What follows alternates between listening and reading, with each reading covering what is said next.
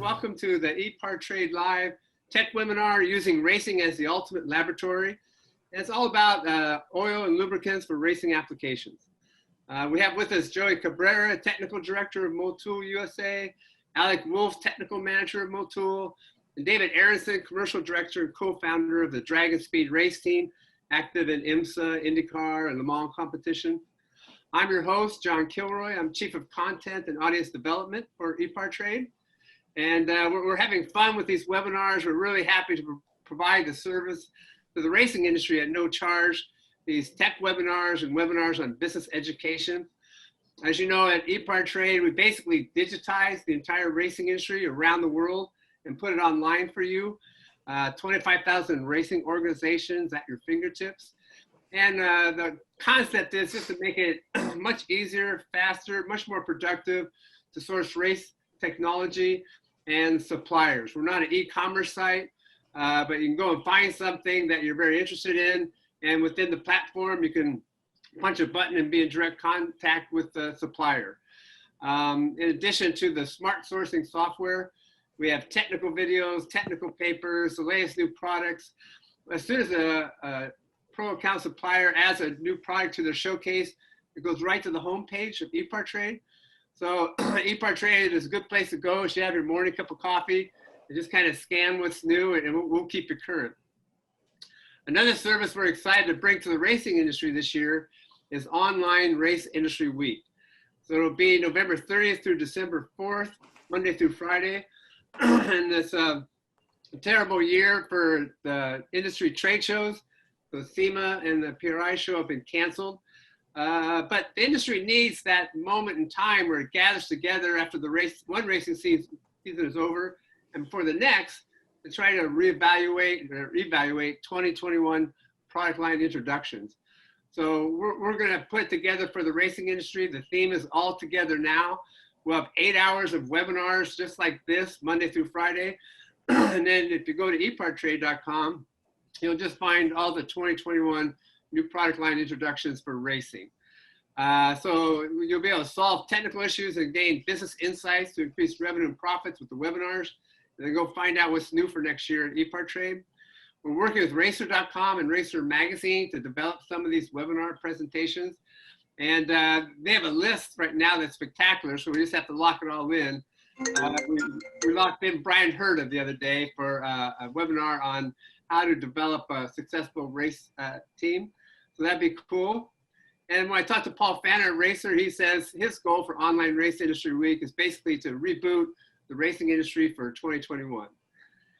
Some quick housekeeping notes. So all webinar attendees will be on mute the entire time, and we'll have you off video. And then we want to answer your questions. So at the bottom of the Zoom screen, if you take your cursor down there, there's a chat option. You can type in there your questions, and you can be very technical with these guys. They can answer any questions about oils and lubricants for race applications. And we have a very sophisticated audience with professional race engine builders, professional race teams in the audience. So just type in your questions, and we'll get them and we'll throw them to the speakers here. If you're having trouble with Zoom, unfortunately, we can't help you right now. We just kind of can direct you to www.zoom.us, and good luck. And then this is all going to be recorded. And then for everybody who's registered, we'll send you a password, and you'll be able to watch it again if you want, or just share it with other people in the shop. So again, Joey Cabrera, Technical Director of Motul, over 40 years of automotive experience with expert level knowledge, both in suspension as well as lubricants. More than 10 years now in Motul. He's also managed a professional race team, so he knows what you're all going through. Alec Wolff, Technical Manager of Motul. He owned a performance shop in Europe for over 20 years, focusing on German and exotic cars. And he's worked as a technician for race teams in the Rolex Sports Car Series, America Le Mans, and the WeatherTech Sports Car Championship. So again, Alec, he knows what you're going through. And then David Aronson of Dragon Speed. This is a 35-year veteran of motorsports marketing in Formula One and in the US, providing strategic management and graphics expertise to both sponsors and teams. Commercial and director and co-founder of Dragon Speed. And we're just lucky to have these guys with us. And I want to kind of move on with just a very basic question about Motul. So when we have these webinars, I don't know if everybody knows everything about the company. And Motul is a brand name in racing that's the real thing.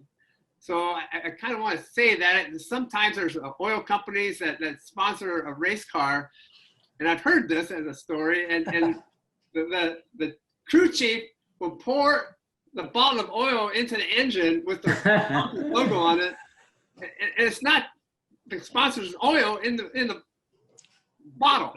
Usually not. Yeah. So Motul, when they're pouring Motul in the engine, it's a Motul engine oil. It's a Motul lubricant. And Joey, I'll just start with you. Could you just kind of describe Motul and its connection with racing? I mean, it's pretty spectacular. Yeah, I mean, the company's been in business for over 165 years, you know. Of course, they started in the industry of lubricants, you know, and it was an American company, was based here in the United States. This is where it started all. Then it was purchased and owned from the family that owns it today, the Zog family. And of course, you know, they were in all types of different types of lubricant business. But one thing that when we started racing, we started developing lubricants that were very high-end lubricants for racing. And of course, the research and development that came along with it always improved us to make a better product and always stay in the forefront of the competition. So in a nutshell, yeah, Motul's been around for a very long time. And yeah, it doesn't just started in motorsports, but it got to that point to where now we made our name ourselves globally, not just in motorsports, but also in power sports, because I've had that question many times. I see you in MotoGP, I see you in endurance racing all over the world now. So yeah, the name is made it out there into the racing world, and it's a common name now in the racing world. Oh, sure is, and truly international too. Absolutely. And how was your connection to Dragon Speed? How did that first come about? I'll start with you, Joey, and then we'll throw it over to David. There. Well, I think Dragon Speed, I think Dave knows a little bit more of how that started, because I don't take care of the sponsorships anymore. I used to do that way back, but I do more of the technical side. But maybe, David, you can kind of let us know, because you were explaining that to us the other day, kind of how it started. Well, two of our three programs are running LMP2 prototypes in endurance sports car racing. And in that class, there's a choice of chassis, but only one engine, which is provided by an engine builder in the UK called Gibson. And Motul is their engine of choice for developing and running the engines. So it started as a natural choice in terms of approaching Motul for product supply as an official supplier to the team. But as I've discussed with the Motul guys over the last few years, we quickly found that we could establish a real racer to racer relationship, and Motul's range of available products for use in the race team's operations, not just engine oil, but gear oil and cleaning products, including brake clean and other greases and lubricants, meant most of which are their high-end consumer products, meant that we could get everything we needed from a single supplier. And then beyond that, we found a good basis for working together on the marketing and communication side when we started to run at Le Mans and do races like the Rolex 24 at Daytona. And the relationship grew from there to the point where now we're starting to get involved with the rollout of a range of car care products, which was scheduled for this year, but it delayed till next year. But the working relationship started from adopting what was the designated oil for our engine, and just learning more about the company and getting to know the people and seeing how responsive they were to our needs and how comprehensive the product range was. Thank you.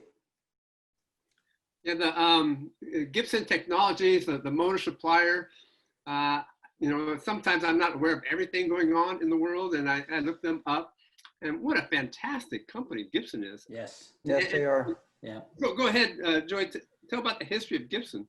Yeah, I mean, they've been involved in racing for some time now. I mean, without getting too much into details, but like anything happens is that when we find engine builders or working with manufacturers, you know, we've had this question asked many times before. Is this the same product that you sell, you know, out in the parts or the racing shops? Absolutely, yes. I mean, we do make experimental oils, and I think I was touching base on that the last time that we were talking about experimental oils, that depending on who we're working with.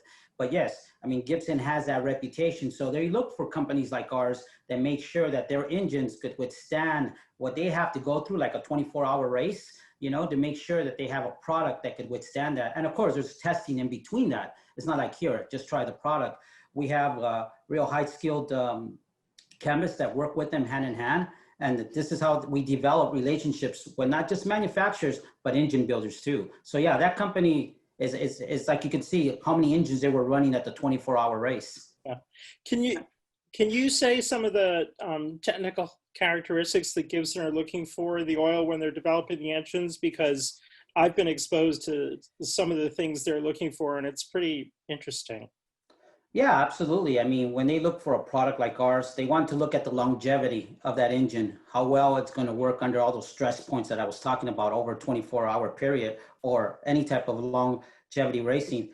And they look for the wear, they look at horsepower, they look how well the oil can manage between different stages of racing, because they have the telemetry. They look at that engine, they look at how it's breathing, how it's working, just like a heart does.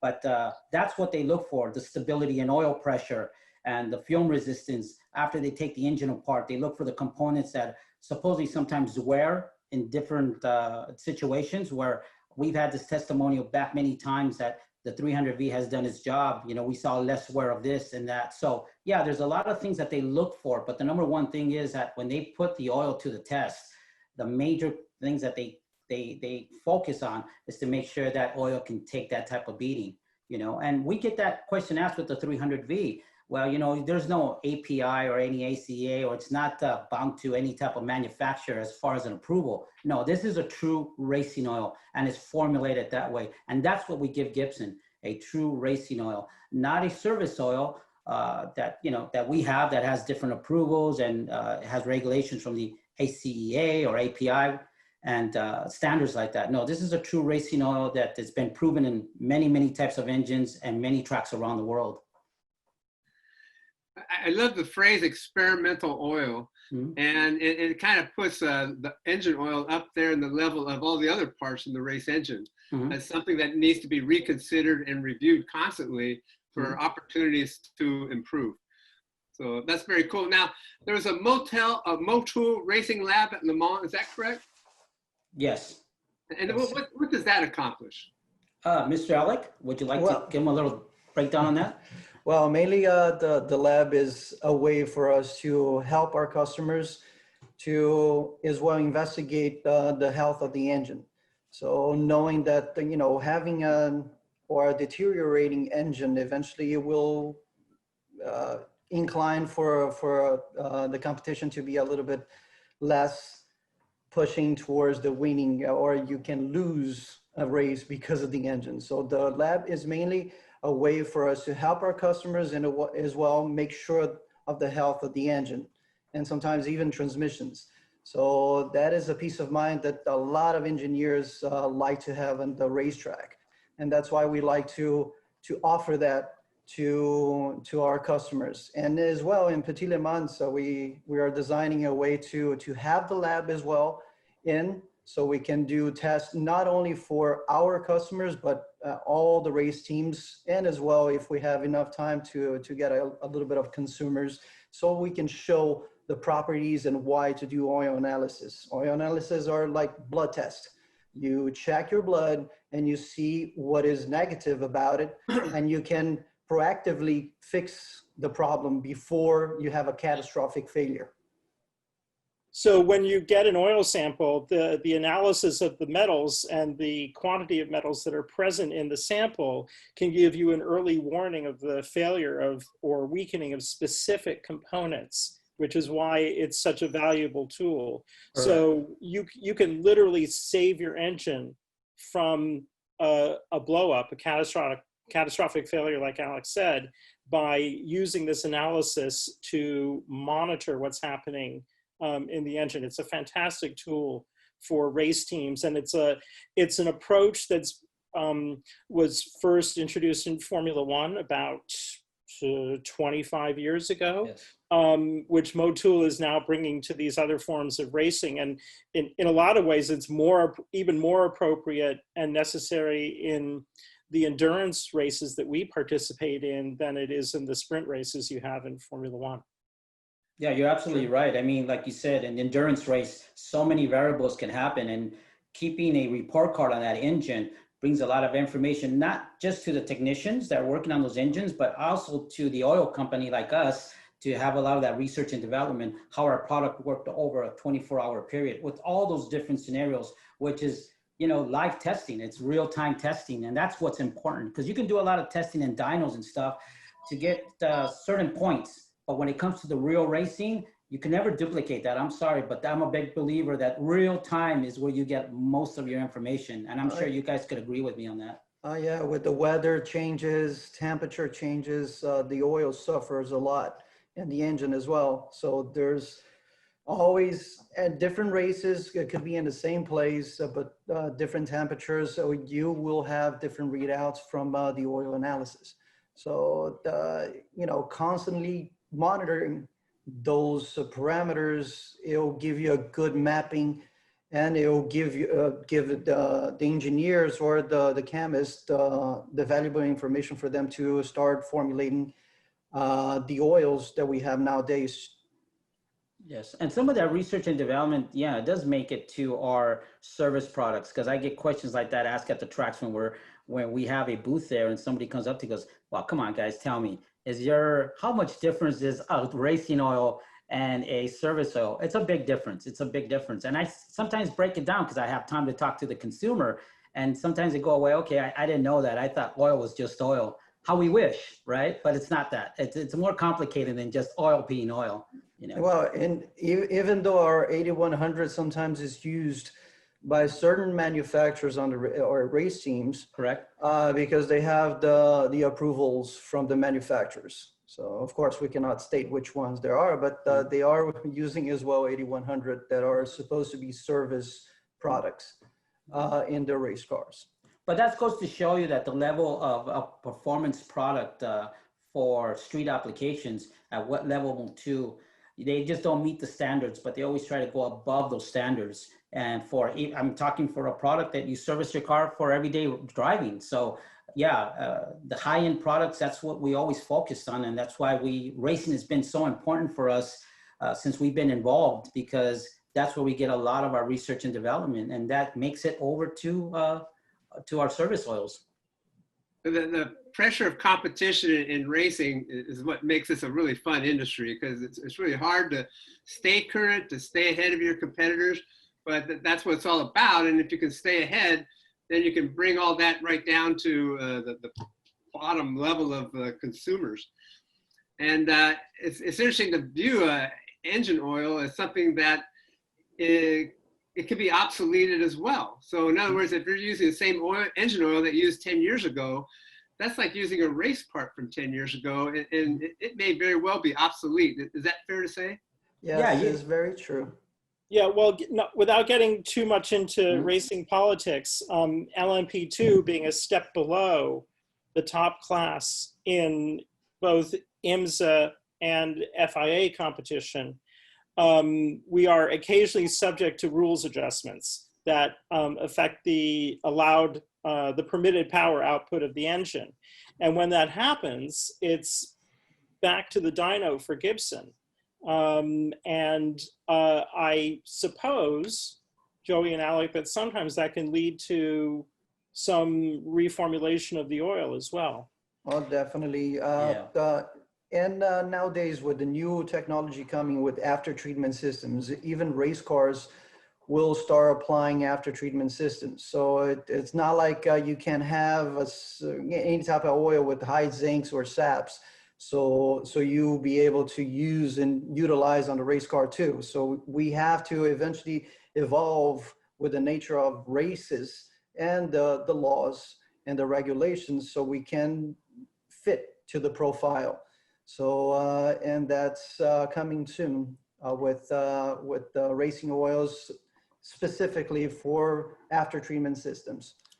Yeah, and that's where it gets a little complicated because, like John, you were mentioning, things do change. Things do change, and we have to apply and adjust accordingly to changes, especially with service products. And the reason I say service products because they are service products when you do your oil changes and stuff like that. But there's so many changes that happen, like Alex was mentioning, the emission systems are now more complicated. You know, you had diesels with particular filters. Now petrol cars are going the same way. So we always have to make sure that our products have to meet those standards. So you see where the complication sometimes comes in. You have to, it may just change in a few years again.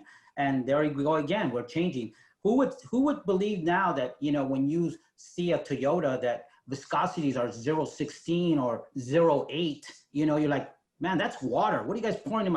But remember, even if those viscosities are very, very light to give you better mileage, don't think that the racing teams are not looking at that too, where they want less drag in the engine. But hey, come up with a product that's lighter in viscosity, but to give me the same protection. You're scratching your head, you're going, yeah, okay, back to the drawing table. But that's what happens. That's the way it is. That's the way it is in any type of component in a race car. I think, David, you can vouch for that it changes so much. You look at these Formula One wings and all the aerodynamics that you see, and they're always changing. And you're just like going, hey, that wasn't on there last year. Now what do they come up with? Same thing what happens with lubricants. It's an ongoing thing. Okay, and then I also want to mention again, questions. We haven't gotten any questions. Just go down to the chat button at the bottom of the Zoom screen. Press that, it opens up, type in your question, and we'll get it out here to our speakers. If we have a race team out there, a race engine builder, and we want to kind of tell them, here are things to look for if you should really reconsider what oil you're using. Like, here are things you should be asking yourself of your engine oil. What should they be looking at to trigger that thought that I may need to make a change? Analysis, oil analysis is the first step. Yeah. As I said before, is like a blood test. So you get to see the health of the engine according to the fluid that you're using. Then, of course, dyno time, because certain fluids like 300V will gain you a superior lubricity, so you can gain horsepower at the same time. So mainly it's oil analysis and dyno time that I'll focus on that first. And then as they look at what they're doing and they feel like they may need to make a change, can they just call you up and say, I've experienced this, can you help me? Oh, absolutely. Absolutely. I think that that's what we're there for. I think, you know, I know this because when I was with the racing team back then, you know, they used to use stuff right off the shelf. They would go into an auto parts, you know, I'm not going to mention the products, but they would buy a product and they say, hey, you know, my temperatures, or when they look at the oil, they would just see the breakdown of the oil. And they say, oh, this is, I hate to use this word, but they say, this is crappy stuff. And I say, no, it's not crappy stuff. What are you using? What product are you using for the right application? That's the whole key. Okay. Yeah. Not because you bought that product off the shelf means it's a bad product. So you might have to get a more specific product. And that's what I was telling the team when I first started. You know, there's stuff, racing product, like there's racing brake fluid, like there's gearbox oil that's made and designed for that type of abuse and that type of endurance and that type of performance. Then they started getting the picture. Go, so oil is not just oil, you know, so they look like Alex said, oil analysis are very important. So today, the good thing about today that with so much information out there, making it easier to send samples to these laboratories, you have it there in your hands. Where before it was kind of like, well, where I sent this, or how do I get an oil analysis? Now you can easily find a place to have an oil, your oil analysis done, and from there you can then make a choice where maybe this is not the correct product for what the type of performance I do. So Joey, the Gibson is a racing engine, although going way back, it has some roots in a road car block. But I know that you guys work with a couple of OEMs on race-tuned versions of road car engines. So what are the differences between your approach to providing the engine lubricant for a pure race engine versus one of these road-based competition engines. Well, again, when it's more like let's take the Subaru, for instance, that we work closely, or Nismo. There's certain products that they have. We make a racing product for them, for their racing team.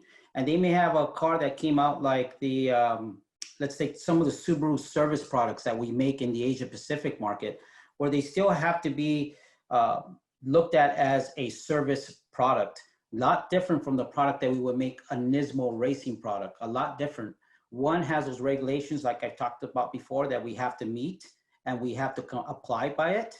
And again, I like to always use this at when you see that they say, okay, here's a standard that you have to meet. If you meet the standard, you're okay. But Motul never just hits the standard. It always goes above the standard.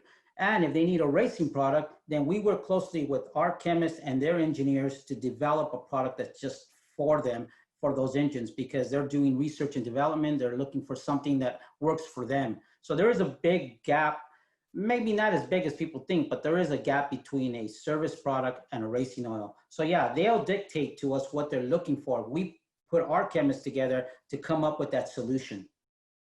Either or. And I have a couple of questions from the audience. Juan Romero, is there a specific racing oil for turbo engines? To be honest, 300V was designed for turbo and natural aspirated cars, so it will work either or. As emphasizing is a racing oil not to be used for going A to B in the street and driving like you don't mean it. So it is the type of fluid 300V as it is per se racing. So you have to pick up the temperature and use it. It's not like, it's just like buying a Ferrari and driving 20 miles an hour, or a GT3 and driving to 20 miles an hour. The car was not designed to do that. It will have certain downsides and downfalls because of that. So each lubricant that we designed was catering to the specifics, like Joey said.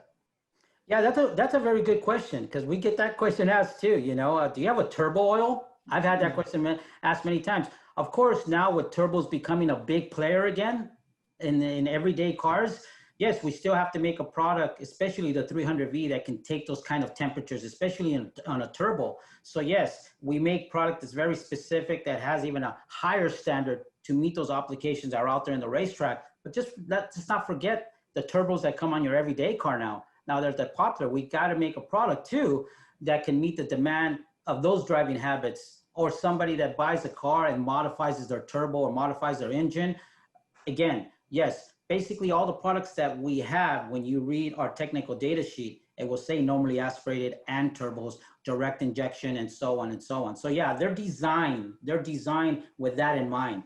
Absolutely. Good question. Very good. Another question, coming from dirt track racing and building engines as well as mud bog trucks, do you guys carry anything that is best used for these types of racing blocks here in the USA?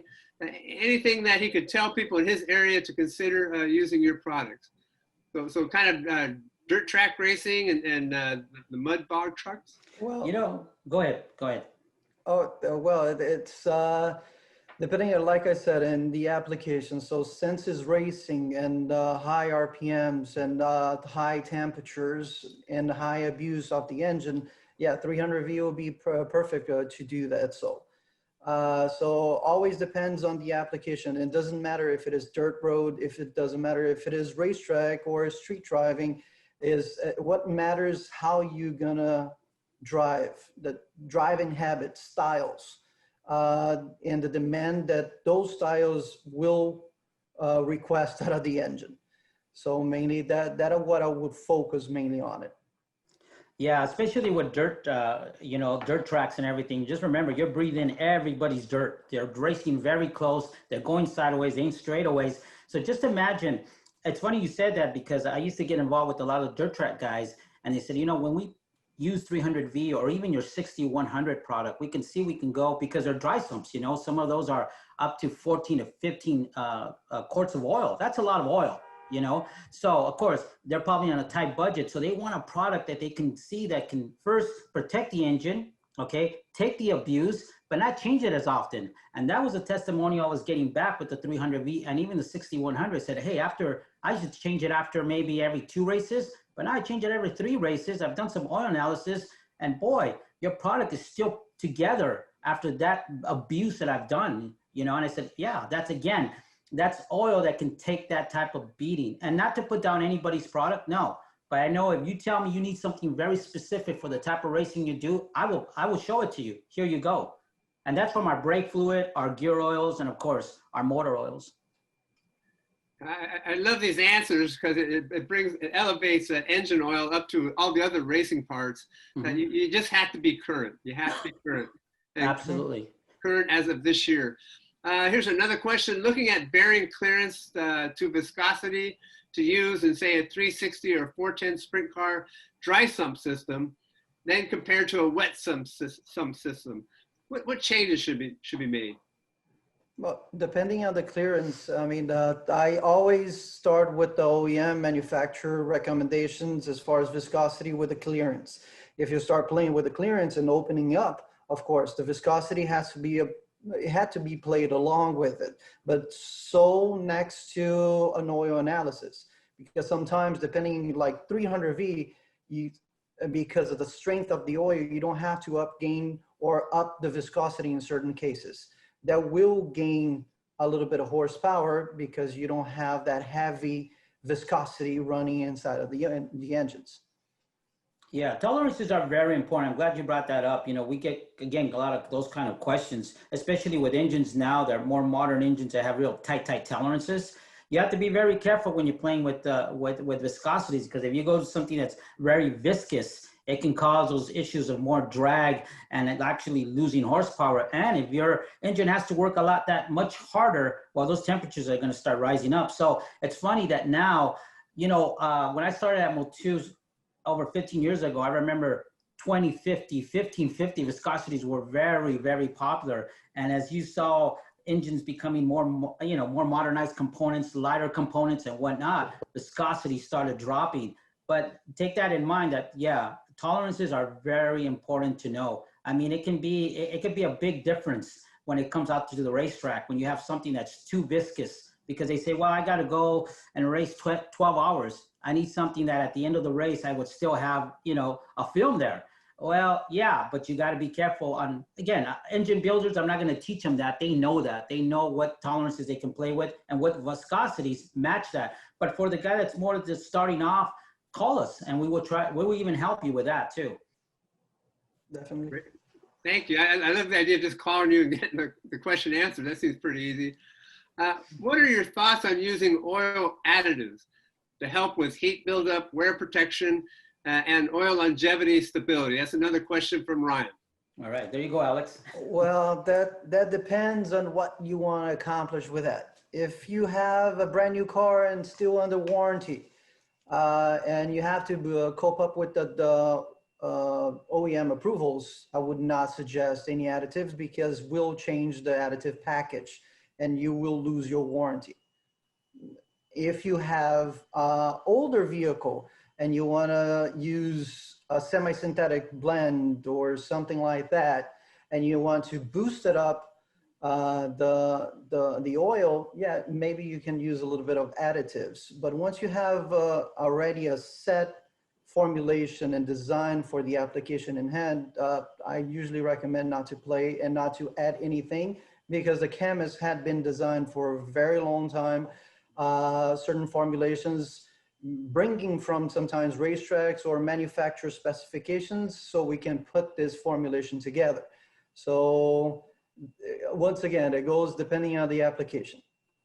And you know what, it's so funny because now with additives being sold, we sell additives, you know, but I always like to call our additives more of a service type of cleaning. You know, you have engine flushes, which really don't stay in the engine, right? Exactly. You have things like that we have in our broad line of products that we have. But when you make a product, and this is what I was taught early when I started Motul, they're very balanced already. They've been tested, you know, especially with these crazy long drain intervals that you get from the manufacturers. I remember when I first started, Porsche had 15,000 miles.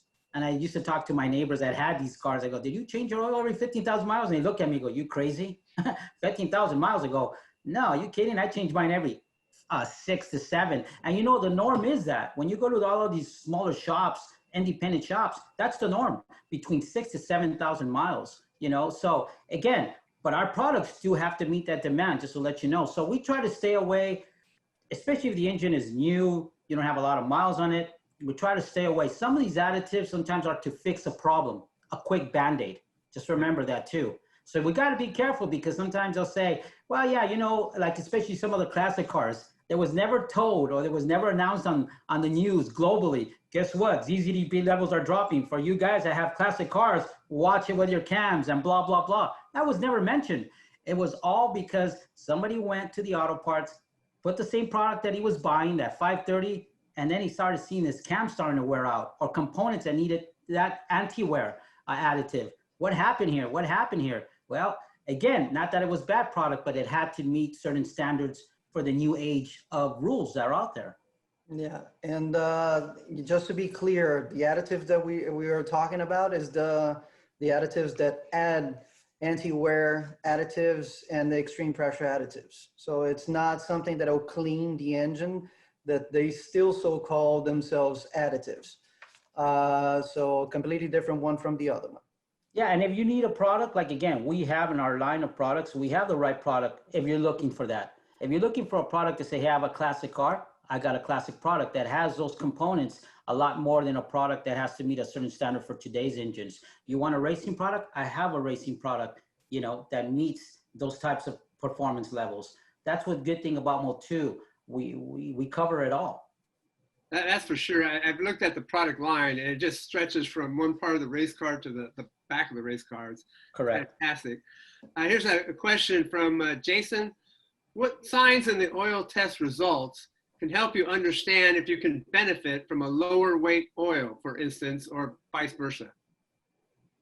Well, the first, of course, the wear count of the metal inside of the engine. So looking for ferrous metals or iron, you get zinc, you get tin, you get copper for bearings. You know, depending on the counts that you have on the wear metal counts, then you can see that, yes, downgrading viscosity, it's wearing a little bit faster my internals. So yes, let me up the viscosity, make an analysis once again, and see if there's just a stabilization of the readings, or of course, less count, particle count.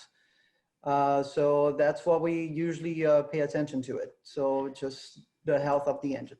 Yeah, and for those that do oil analysis, you know, today's technology that you have with these companies that do these labs that do the analysis, there's so much information. Don't trust anyone.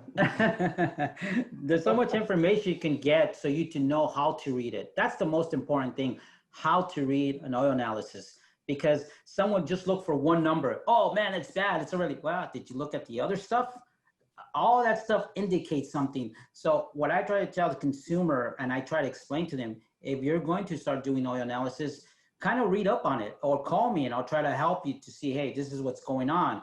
But all that information is out there now. All that information is easy to know why there's the calcium, the copper, the tin wear, and so on. You know, the first liner on your bearings, the babbitt that starts wearing out, then it starts getting to the copper. All that stuff is out there that makes it a lot easier for you to understand. You don't have to be a rocket scientist no more, you know, and you understand. That's why when I watch Formula One, I like to watch all the practicing and everything that's going on and hearing what's going on, because you get a lot of detail that you won't actually hear on race day. You hear the excitement on race day, but all the stuff that happens behind that, you hear it in qualifying, you hear it in practice, why they're doing this and why they're doing that. I mean, that's a lot of good information out there that sometimes that comes back to me and gets stuck in my brain where, hey, okay, I get that and I get that. I mean, it's all live and learn, right? Yes. Yeah, very good, very good. Okay, here's a question from Dave. What would you recommend a minimum oil temp to burn off contaminants and moisture for engines with oil coolers with thermostats? That's a good one.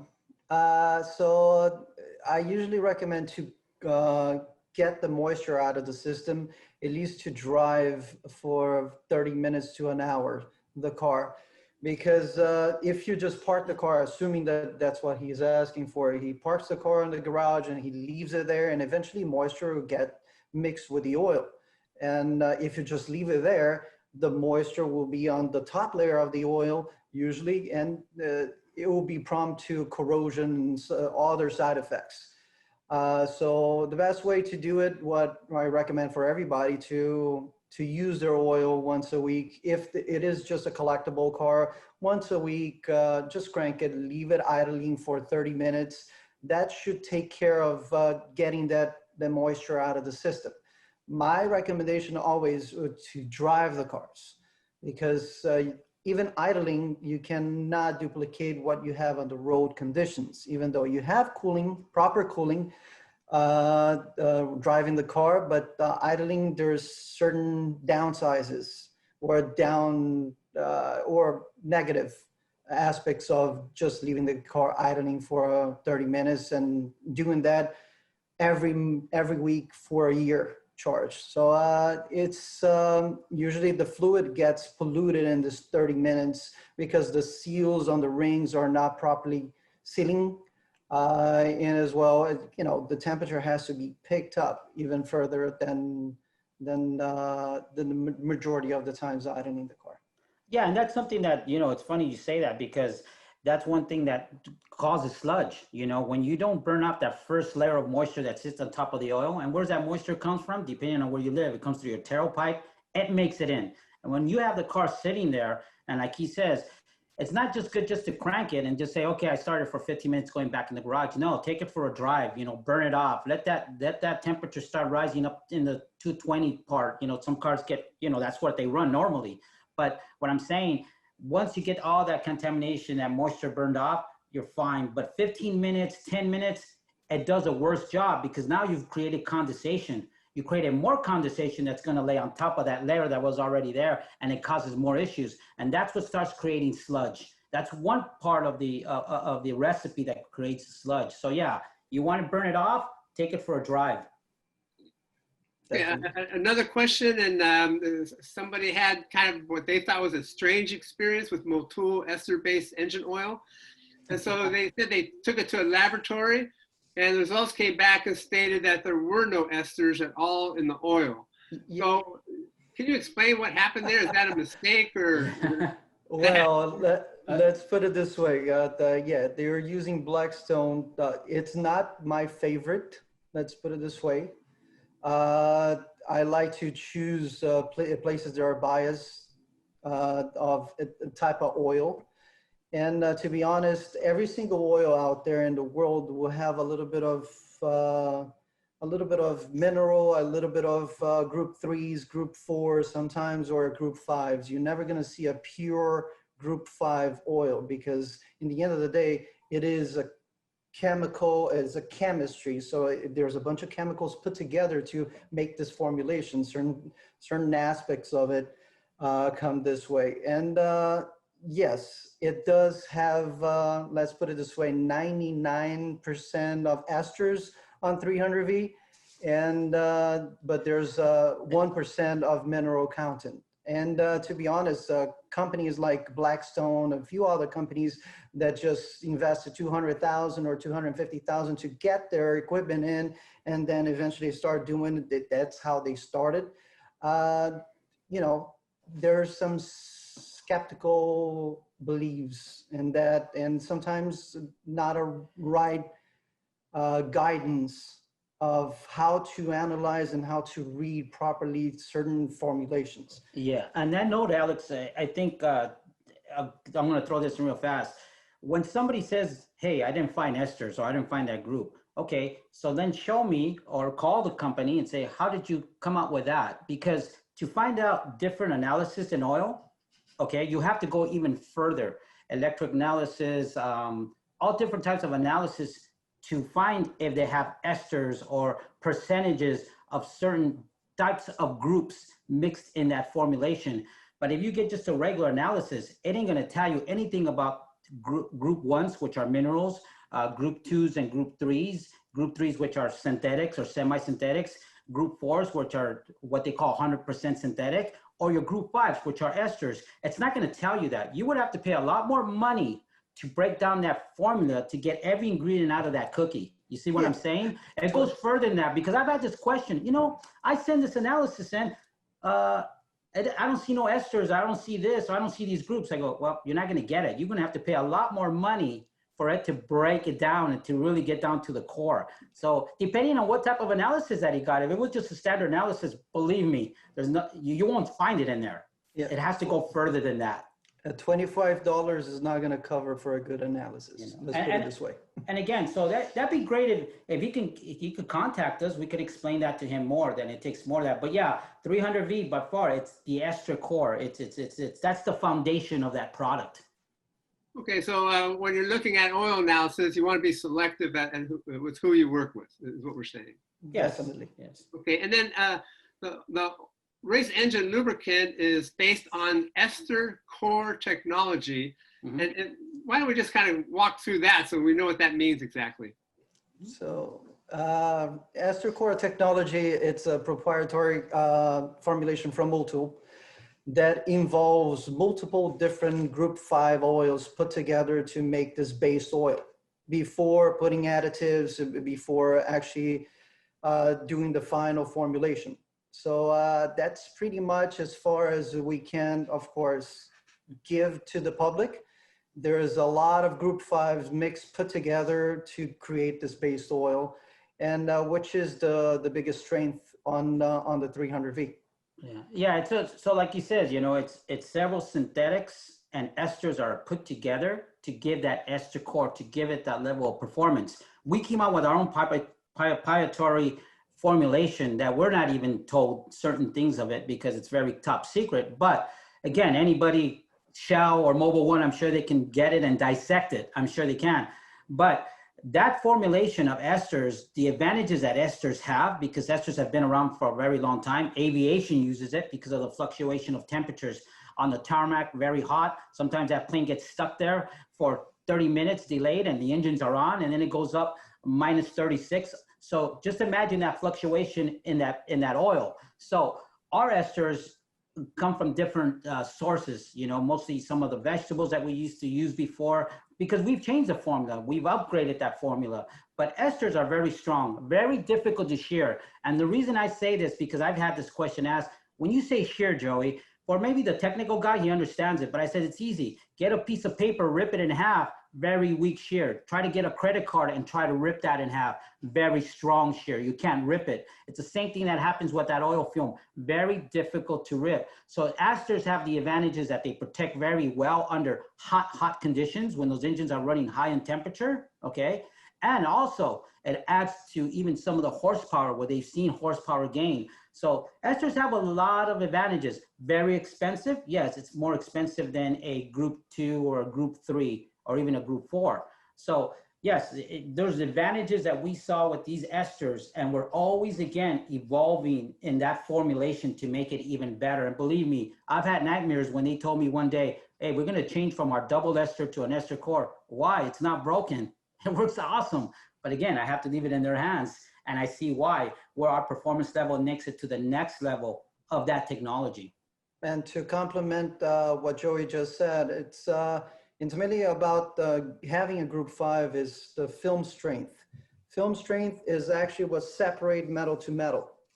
And as well, once you have, of course, the breaking of this film, eventually you have to lay to the ZZDPs and SAPs, so they don't, the metal to metal, they don't get touch, or they don't touch each other.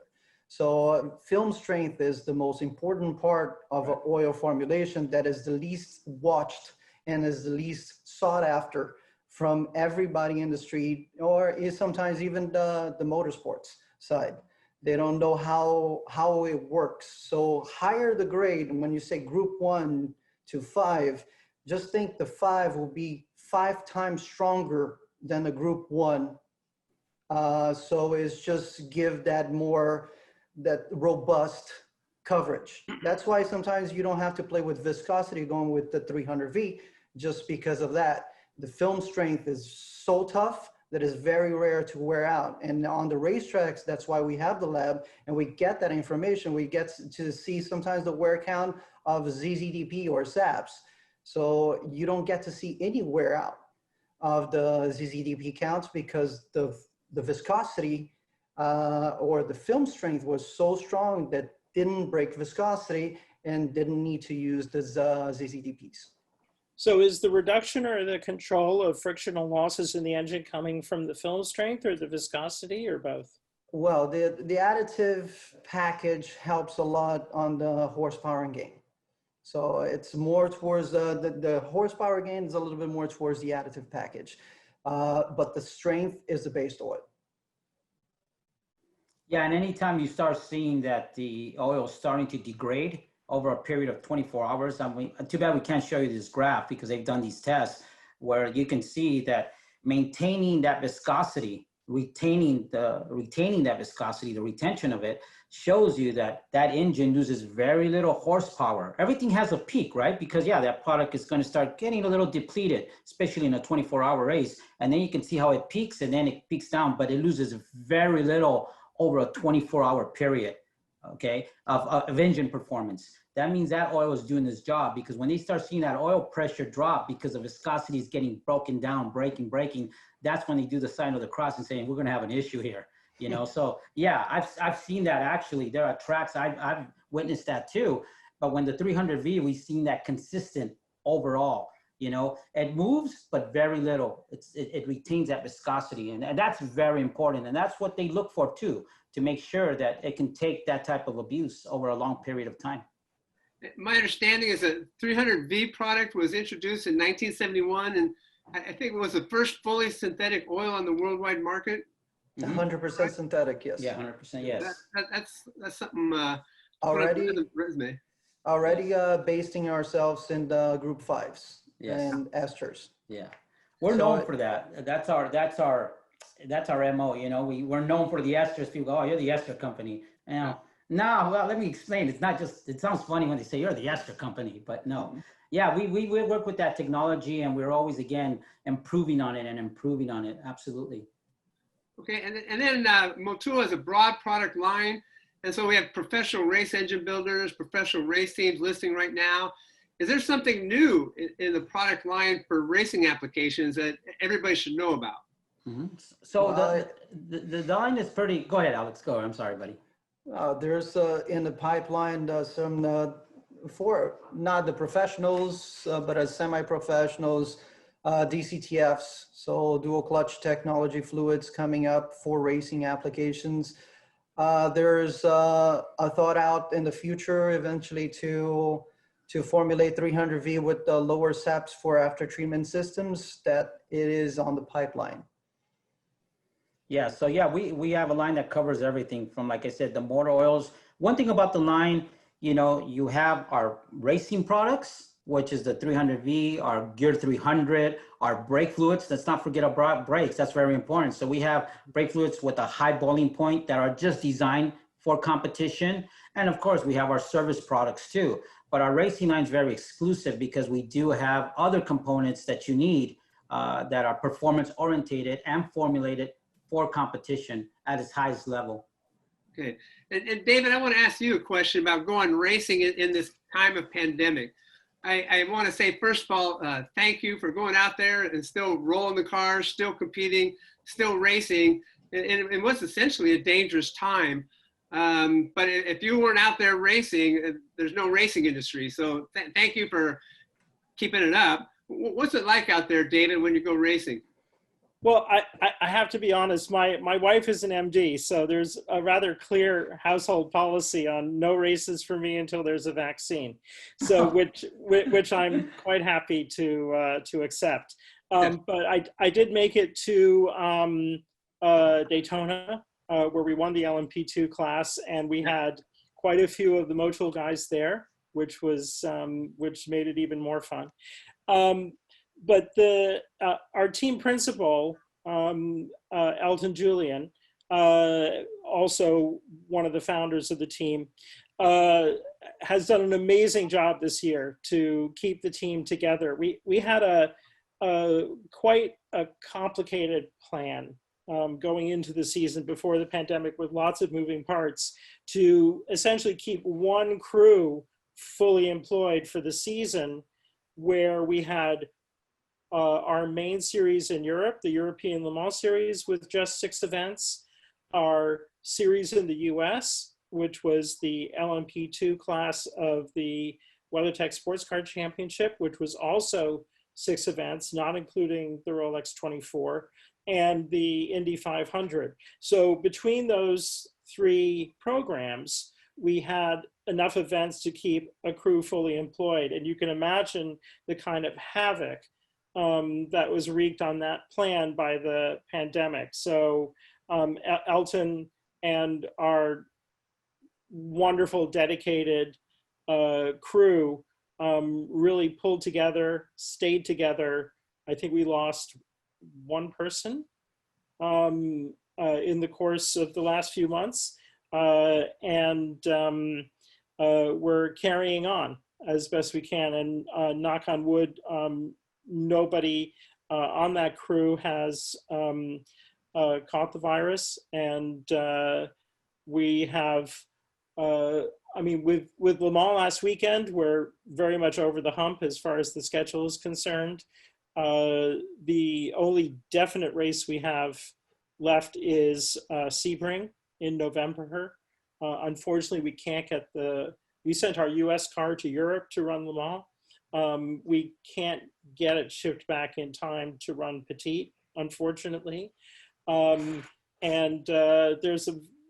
looking at the possibility of doing the IndyCar finale the rescheduled IndyCar finale at St. Pete, but that's all we have on the cards for the rest of the season. So it's been very tough, but we've been very flexible and fast moving and resourceful and creative, as you would expect of any race team. Yes, and it's remarkable that you've been able to do all that and accomplish all that without anybody in the race team coming down with coronavirus. So you must be taking great care as part of the process. Now, we're going to wrap it up. So I just want to ask a big question.